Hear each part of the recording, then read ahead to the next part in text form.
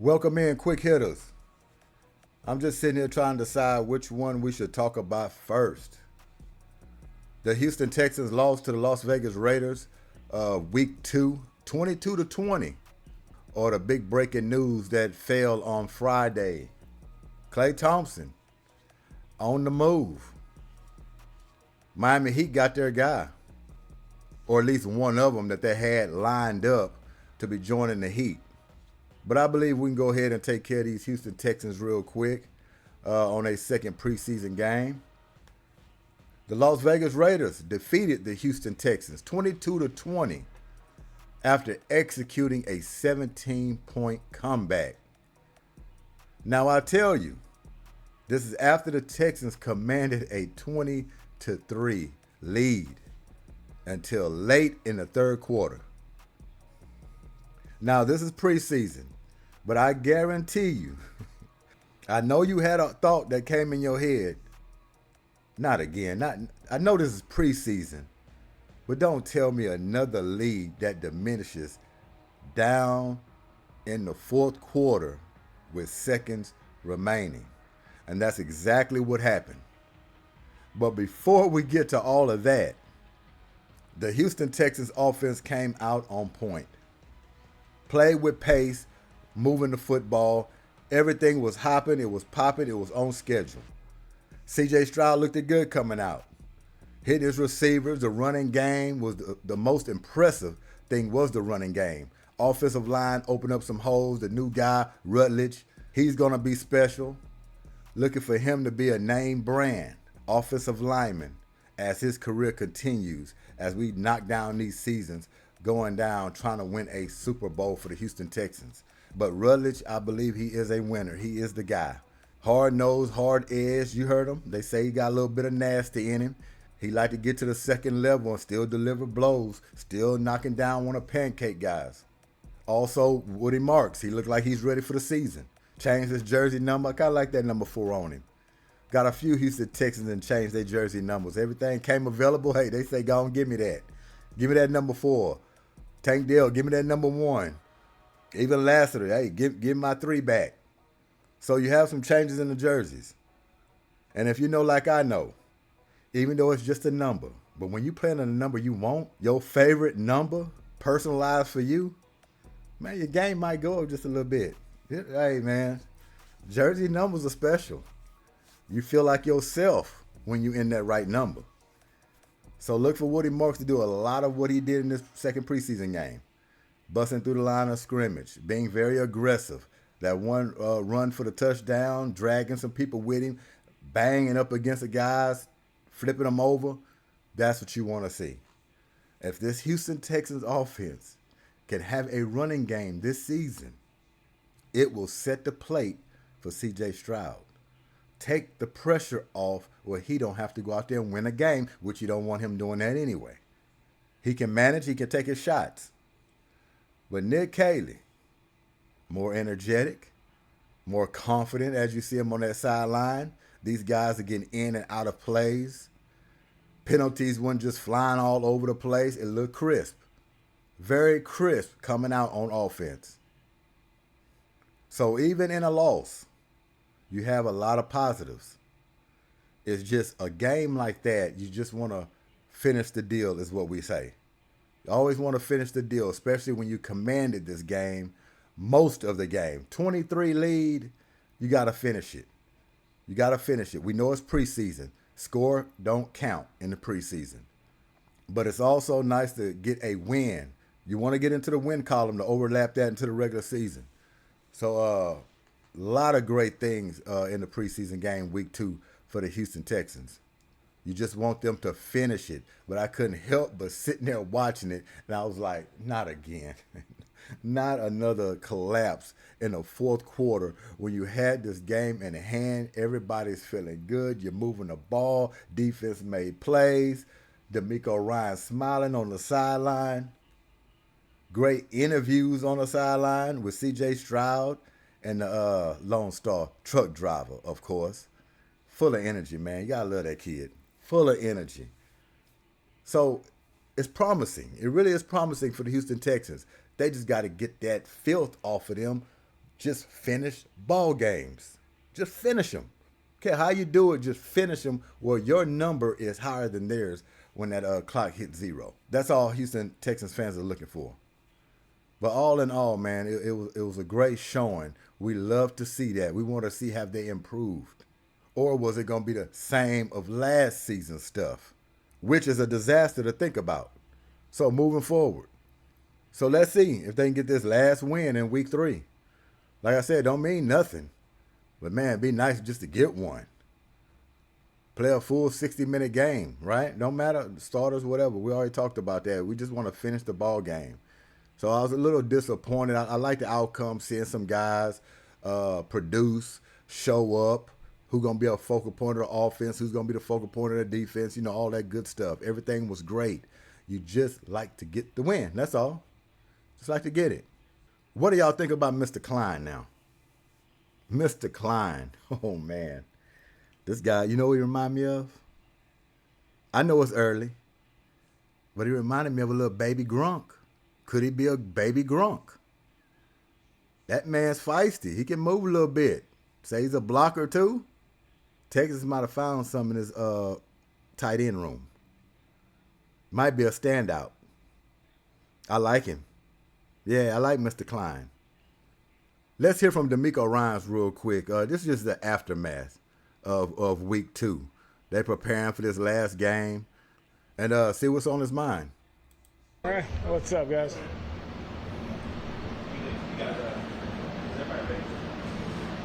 Ready to roll? You guys signed Shepard and Jones yesterday. What do you envision that they can potentially bring? We signed 2 veteran guys. We'll see what they can provide when it comes to adding depth to our receiver room. We know, everybody knows, no secret that we lost a very significant piece to our receiver room in Jaden Higgins. So still trying to find a way to, help out in the receiver room, and that's what those. Yes, of course I didn't forget about that, but forgot to even bring it up. Big blow, of course, Jaden Higgins. No doubt about it. And I continue to say this. There's always a story, right? Especially with the Houston Texans. Training camp before the season starts. Always somebody huge, a big name goes down. And I know we're tired of hearing that, right? But I will say, if a position had to be sacrificed, let's say, what better to have it to be the receiving room, where there's a lot of depth for that receiver room. And I hate to see Jaden Higgins go down. The guy was getting ready to have a breakout season. Everybody know that. Breakout season, hearing good things in camp with him. Perfect guy on the other side of Nico Collins to help him out take off some pressure. It's a big blow. We're not going to sit here and sugarcoat it.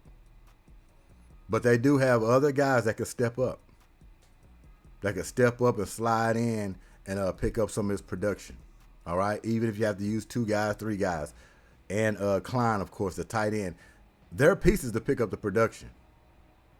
No doubt about it. But Jaden Higgins, man, get healthy. Knows a hell of a blow. I know you was looking to come in. Just imagine how he's feeling. We all broken up about it because we ready to go. We ready to go for this thing. But just think about how he feels in this situation, being ready to go for this season and not being able to go out there and perform and fight with his team. It's a big blow. Texas is trying to show that position up, and they bringing in guys. Those 2 guys provide veteran experience. Guys done it before, done it at a high level, played in a lot of different systems. We'll see what they can bring to us. What have you thought about the competitiveness of your O-line as you go and play, trying to figure out the 5-1 out? The competitive nature of our offensive line has definitely picked up from where it has been. I really love, with our first group, the way they played in the game, on Thursday, just the way we had clean pockets to throw the football, the way we cleaned up the pocket when we were free. So it was a lot of really good things, good positive things to build on from the offensive line.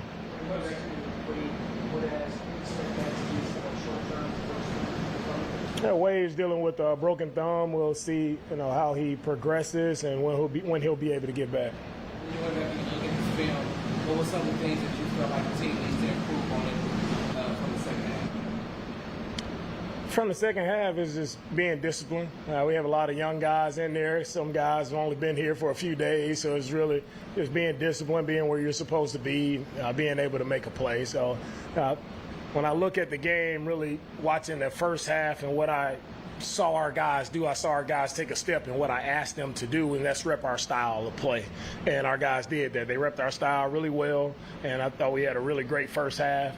And the other guys were getting those opportunities in the second half. Just have to find a way to be where they're supposed to be and make a play when it's your time to make a play. You had two really good cornerbacks in Gary State and Martin Master. What have you seen from reserve cornerbacks so far in camp? Jalen Smith is continuing to improve. He made a few plays in the game. What I love about Jalen Smith is the play of the game to me is, a run breaks out on us on the left side there, and Jalen is the right corner stuck at the line of scrimmage, but he plays with elite effort, runs the guy down, gets him down, and the next play, that's when Wade picks it off and takes it to the house. So it just really reinforces what I teach, and that's playing with elite effort. No matter how a play breaks down, you play with great effort, you can make plays. This is what Jalen has done, and he continues to progress. He's done a really good job on special teams as our gunner. So he's, second year, lost a lot of time his first year with injury, but he's stepping back in a really good way, positive way, showing up for us. We'll have to see a little bit from last year, but where did you notice the growth of Trent Brown, the impact he brings to the company? It's been valuable to us to have Trent at this time. We didn't have Trent. He wasn't able to go through training camp. So I know for anybody who's able to go through camp and get those reps, it's only going to be beneficial for you to come to the season. And Trent has done a good job. We see, if you look at the runs and when we're out there, you're running behind Trent, there's going to be a lane. And that's what he does. He moves people with ease. It's hard to get around him. In pass rush, it's hard to go through him. So he's one of the better guys, with his size and his ability. I think the quarterback likes him, and also the running backs like running behind him because he provides that kind of lane for us. It's not impossible for undrafted guys to make it seem, but it's a little bit difficult. This is the talent that you all have. What do you think about the things that undrafted players, have to go through and all they put themselves through to try to make the team? I have a special place in my heart for the undrafted players because a lot of people would say just based on where you are, you shouldn't make it. But, if guys come here and they just put their head down, they work the right way, do what we're asking them to do. If you're one of the top 53 guys on our team, we're not turning away great players who can help us go win football games. So it never matters to me, when we signed a guy, where we signed him, how much a guy getting paid. It doesn't matter.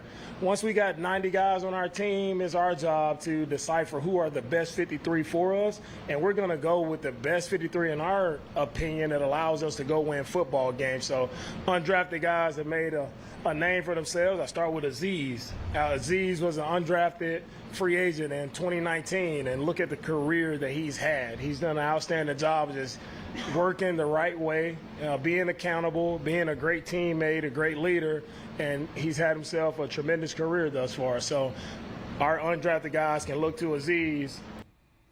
Let's see if we can find Mr. Klein.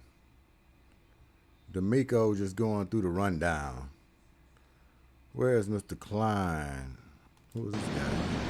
Feedback, is it fine-tuning? Fairbairn, the kicker. Where is, let's see, got anybody down here? That looks like him right there, don't it? Yeah, let's go ahead and, Mr. Klein, Mr. Klein. How comfortable do you feel now with things out here after some of these games? A lot more comfortable, to be honest with you. Being here for a couple months now and being in training camp, kind of having those first 2 games under my belt, the first 4 weeks of training camp, it's been a blessing. I love it down here, and I hope I stay here forever. Are you used to the heat yet? I don't think you can get used to it, to be honest with you. Hey, Houston, that's good news right there. You got a young guy coming in talking about he hope he stays here forever. Man, they must have already took him out around town already. Have he hit those late night venues? Man, loving it already. But, I played at Michigan, so I'm kind of used to the cold right now, but I'm adapting. Was the weather that different between Michigan and Germany?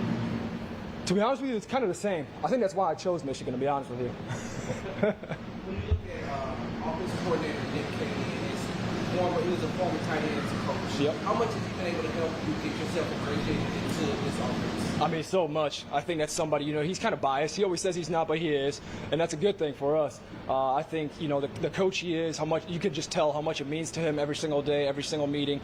Every time you talk to him, it's all about ball. He's an awesome guy. He's a leader. So just being able to follow him, learning from him every single day, and him just giving you nuggets throughout practice, throughout meetings, it's been a blessing. When you look at your time at Michigan, you were behind AJ and one of the veteran tight ends there, so you got to kind of learn the ins and outs. Has it been an easy transition to do that with guys like Foster and Dalton who have been in multiple offenses before? Yeah, I think to be honest with you, I think it's been such a blessing. I've been so blessed to be around so many great guys. Like you said, being there with Colston and Max Bredesen and Luke Schoonmaker going all the way back, AJ Barner, like all those guys, to now being here with Kate Stover, Foster, Dalton, Brevin. I've kind of been around the best of the best. So people always ask me, who do you like to watch? I like to watch the guys that I'm with because I truly believe that they're the best of the best, and I can learn from them, so much stuff every single day without them even talking. Just being able to watch them do what they do on and off the field, it's been a blessing. How have you been able to? You've been praised a lot as a route runner, someone who can catch the ball, use as another member. But in this offense, I know that you heard from day one. D'Amico Ryan wants to run the ball. So how do you got yourself used to being a run blocker? I think I want to do whatever it takes to win. So I don't like losing. I hate losing.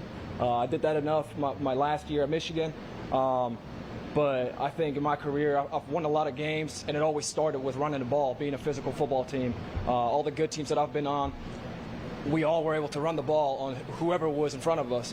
I think that's kind of what this offense shows, what Coach D'Amico is trying to establish, and what the front office has done a great job with, bringing guys in that are able to do that stuff.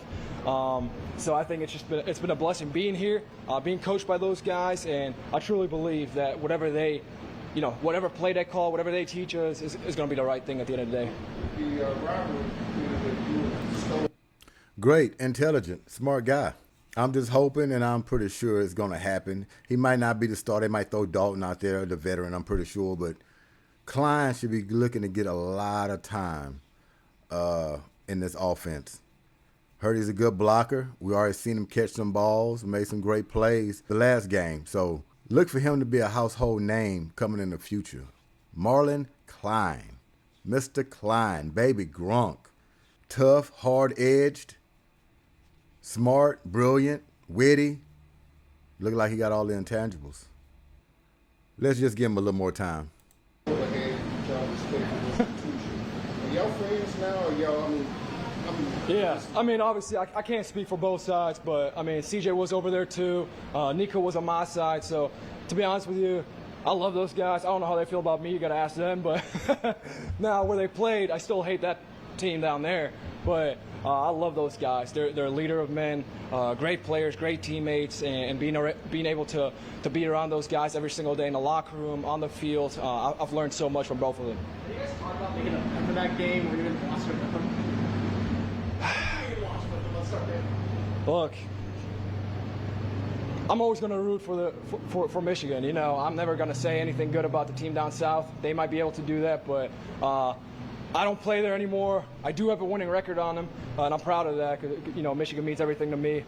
It's done so much for me, so I truly take pride in that, but I know they do too. So, late November, that last weekend of November, it's going to be, some talks. Maybe we'll watch a game together. Who knows? But, yeah, I'm looking forward to it. Can you talk about your relationship with CJ and just how much you've grown with him as quarterback and what you've seen from his development throughout fall training camp? Yeah, I think he's gotten better every single day. Obviously, I wasn't here the last couple of years, and he played at a different school than me, so I don't know how much his progression has been over these last couple of years, but being able to be here, coming from a freshman QB last year, my last year in college, to now being with a guy like CJ, the leadership that he has stood out to me day one. I think he's a leader of men. He shows up every single day with the same energy. He's ready to work. That's how you butter up your quarterback right there. That's how you butter him up real good. If you want to hear anything positive about C.J. Stroud coming in for this season, that's what you want to hear. Leadership, leader of men, something that we believe he was not last season. Now we know Klein, just a rookie. Come in, say the right things. He got to do that. He's not going to come in here and say something different than what he just said. He can't do that. He's been watching, especially if he's a student of football. He's been watching. But from what he knows in this camp, C.J. Stroud been commanding the offense, been a leader of men, seeming ready to go. We're going to take his word for it. And he showed that in week 2. So we have to take his word for it. So let's move along. The breaking news from Friday. The Miami Heat got their man, another shooter, outside of Tim Hardaway Jr. And when you start to look at this roster, how it's starting to pan out, the Miami Heat are looking back in contention once again. Once again in the East. Pat Riley, Mickey, Eric Spoelstra, they're building this roster mighty fine. Things are starting to fall in place. So the Miami Heat was able to grab Klay Thompson off a buyout, which Dallas Mavericks said it weren't going to do. But eventually something had to happen. Couldn't trade him. His value ain't that high. And somewhat he has diminished. But I'm going to tell you this. He still can shoot. In this Miami Heat's offense, he's going to get wide open looks. Not only that, Klay Thompson is going to be motivated. He's heard it all before. He know a lot of people believe he's washed up. Playing in Dallas after the trade, he feels he got the bad end of the stick anyway. Going to a Dallas Maverick team that's just been broken up.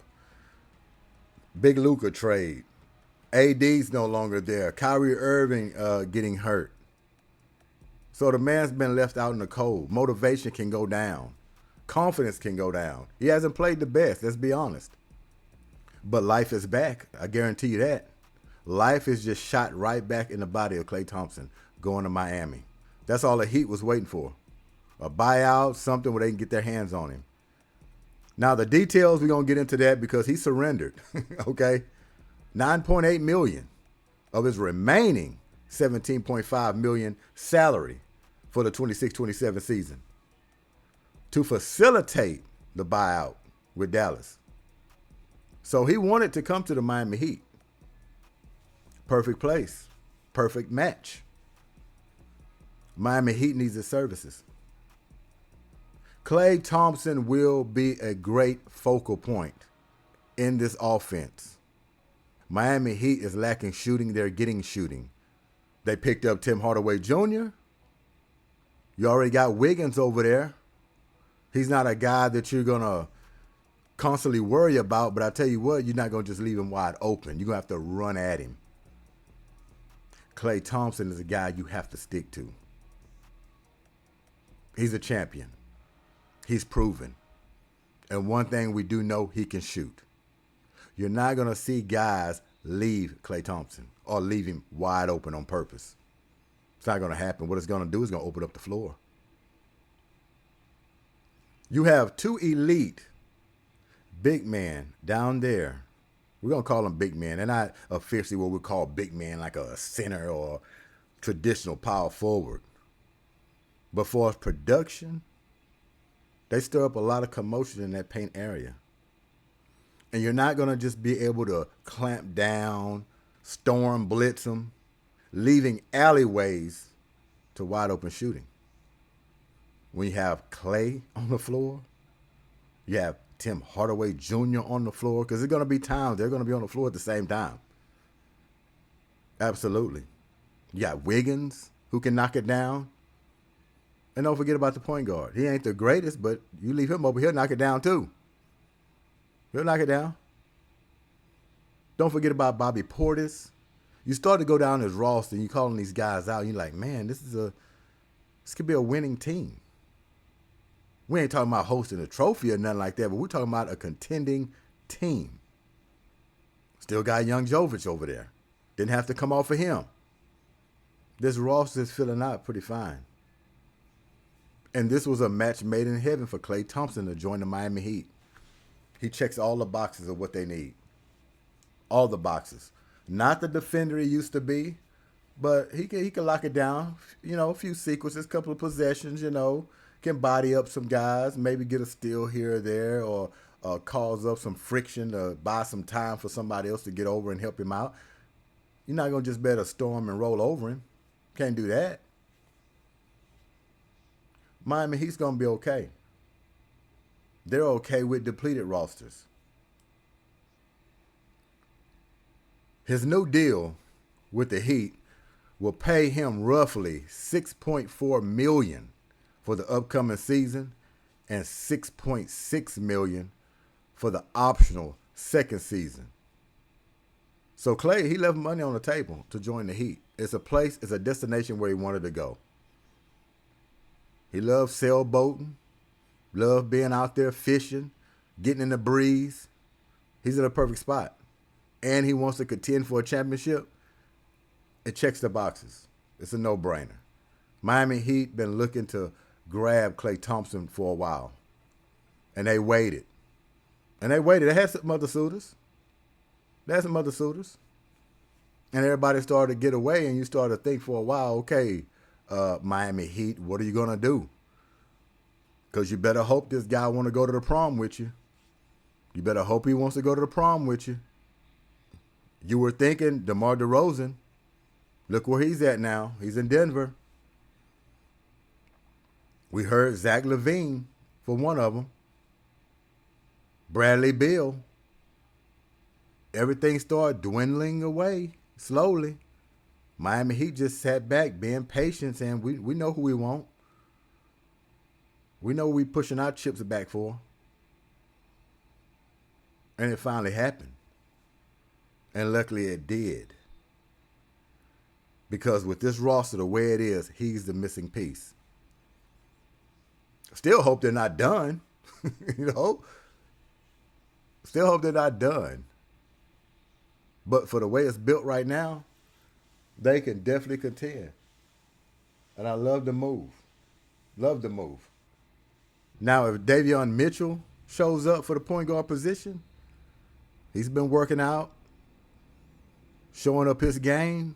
If he can hit an open jump shot, put pressure on the defense in the paint, facilitate a little bit, don't have to do too much, because Giannis can facilitate as well. He could also bring the ball up.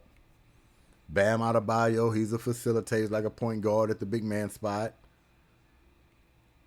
The projected starting lineup, you're going to have Davion Mitchell. This is what we're thinking now. We're just going to put it out there. Davion Mitchell, Klay Thompson, Andrew Wiggins, Giannis Antetokounmpo, and Bam Adebayo. That's the projected starting lineup. With some nice pieces coming off that bench. Nice pieces. Bobby Portis. Young guy Jovic. And hopefully he's emerged even more from last season. Hope he finally got it. They're going to need him. They're going to need him. Tim Hardaway Jr. All right? Still some pieces over there, man. Still some pieces. So y'all let me know what y'all think about the buyout with Klay Thompson. Is he a perfect match for the Heat? Is he the missing piece to a championship for the Miami Heat? What do you think about the Houston Texans? That offense that C.J. Stroud led down the field with the offensive line pushing people back, running game strong and stout.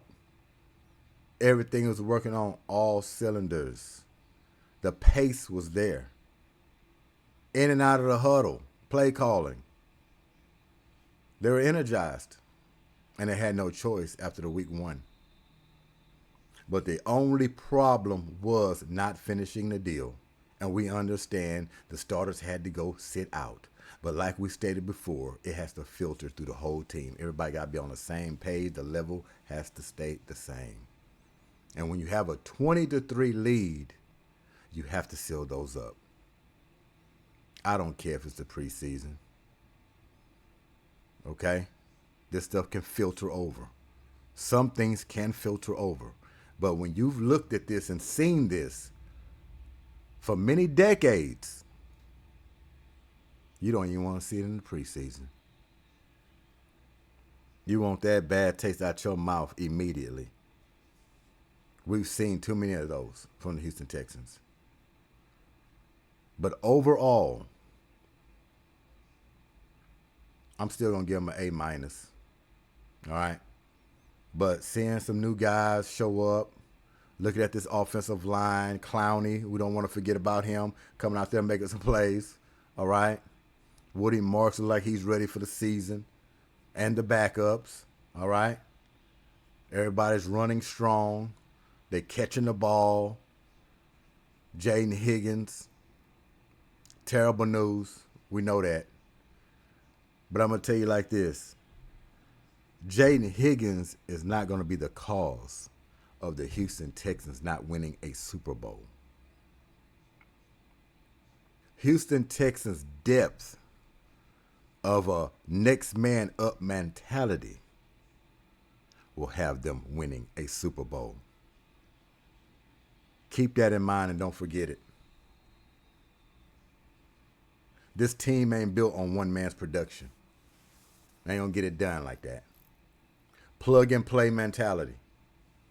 GSQH Goodymo Sports Quick Hits. Klay Thompson and Heat. Texans, hold what you got. We'll be back. We'll be back.